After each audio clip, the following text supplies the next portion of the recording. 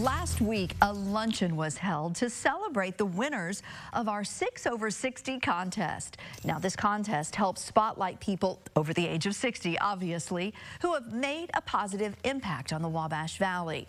We're going to be highlighting these winners all week for you at home.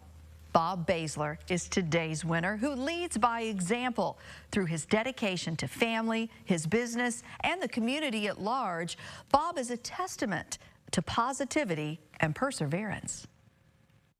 When Bob Baesler learned he was nominated and chosen for the 6 over 60 awards, he thought maybe there was a mistake.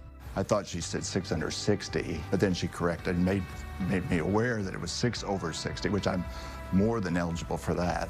Make no mistake, Bob is very deserving of this accolade. Bob's great-grandpa started a meat market in 1894. It grew into a small local grocery. We had a small store.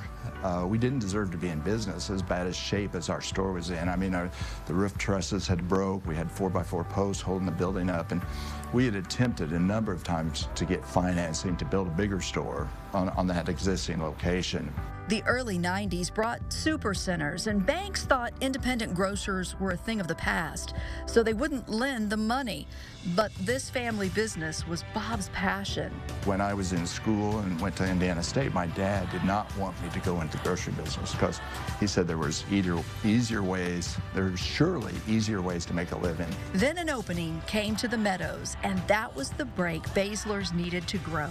Jack and John Regal got a hold of me, and if it wasn't for them, it wouldn't have happened. But yeah, we were able to build the store in 2000. It would have been easy to give up, but Bob didn't. And this is the wisdom he hopes to impart on the younger generation, like Lex Van Reed from Camp Navigate.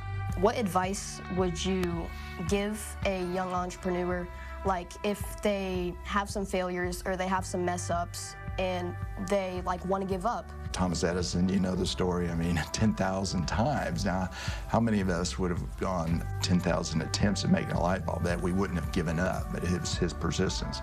Colonel Sanders, he was 60 years old, and he went around the country trying to sell his chicken recipe, and he introduced it to 1,500 different people, restaurants, before the first one finally said, hey, this is pretty good, I'm going to buy this. So, and both of those cases are persistence and determination, but you have to enjoy what you're doing too, because if you don't have a passion for what you're doing, you'll give up, you know, maybe after your second or third failure, you say, oh, it's not worth it, I'll do something else. Bob didn't give up, and people are certainly grateful. You see, Baesler's gives so much to the community, and Bob said he learned the lesson that generosity is about giving, not thinking about what you're getting in return.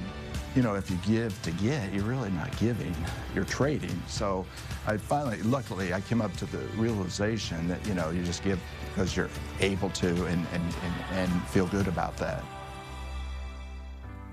Bob gives to so many and so much. Join us tomorrow. We'll recognize our next recipient, Sally Stewart. Stay with us. When we come back, we're going to talk travel. Don't go away.